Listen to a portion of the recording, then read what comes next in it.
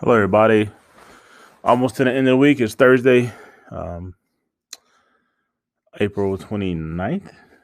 Yeah, April 29th. We're almost there. Today, we're going to continue on our topic about what is gender.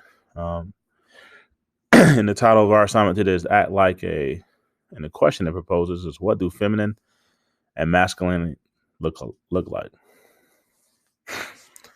The messages we received about gender began the second we were born and continue throughout our lives. Even in recent decades, as gender roles have become far less strict, there are still the solidly feminine and masculine traits. And people may still feel overt or subtle pressure to conform to these existing gender norms. Some of these traits are even kind of silly to be associated with one gender and not the other, but you don't even realize it until you stop and really think about it. So today, I'm going to explain an assignment that's going to be due tomorrow. I'll give you today and tomorrow to work on this.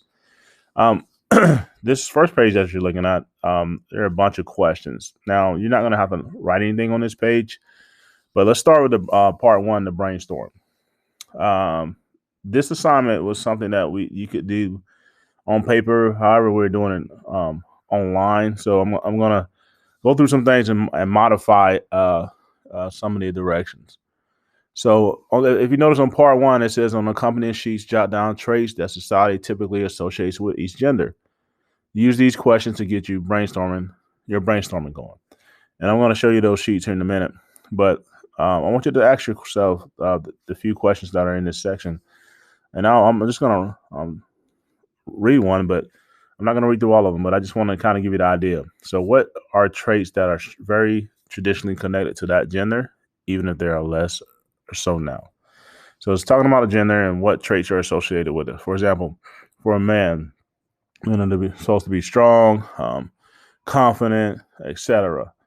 So that's an example of some of the traits. Now let's look at part two.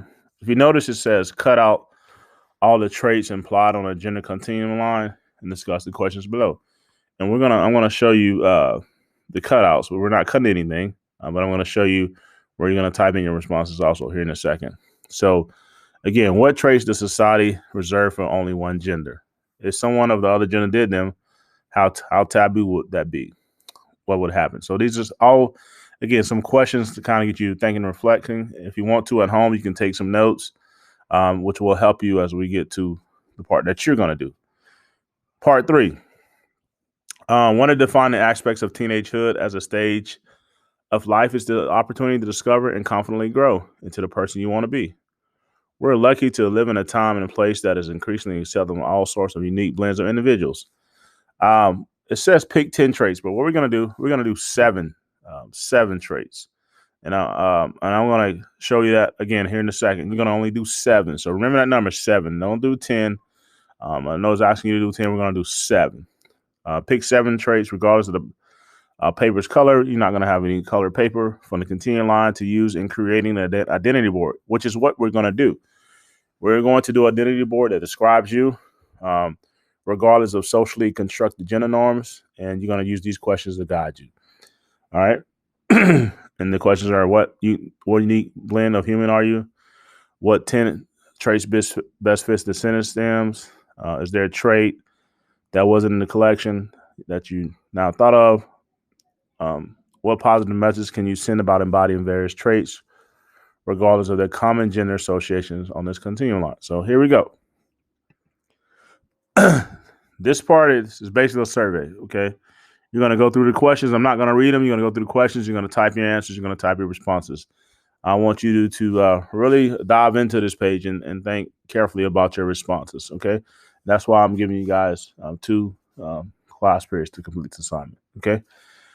Next page. All right. That number 7 that I was talking about earlier. 7 things about physical appearance.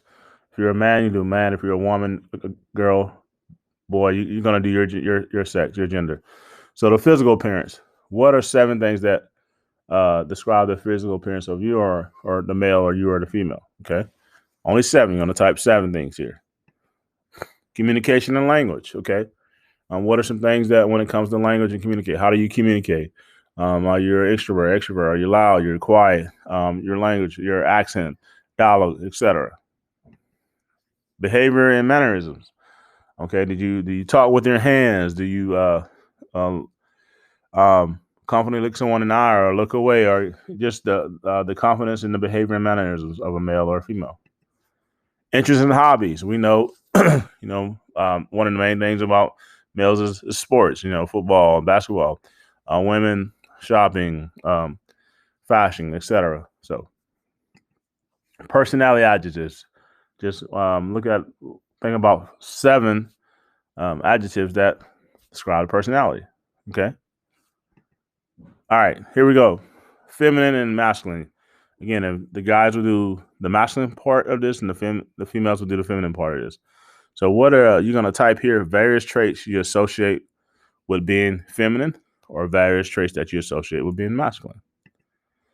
And then this is the final thing here. If you notice at the bottom it says I am her, and on this slide it says I am him. They're the same with the exception of the difference. The guys will do the him and girls will do the her. So I am, etc. Like you can say your name, or I am confident, or I'm whatever you are. And there are no right or wrong answers, but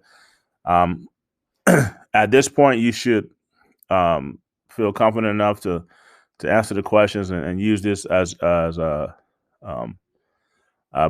guide to use the previous things that the guide to guide you here. Okay, so I'll try to go back. So this is where you're going to start.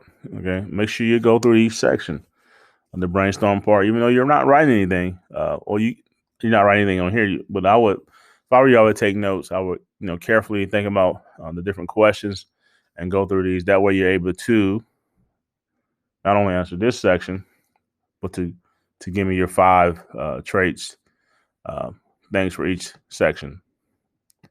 All right. If you have any questions about this assignment, feel free to reach out to me. Do not wait until the last minute to complete this assignment. All right.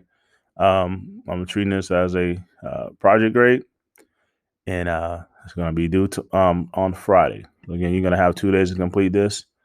And again, if you have any questions, feel free to reach out to me, email me, send me a message through Schoology. Have a great day.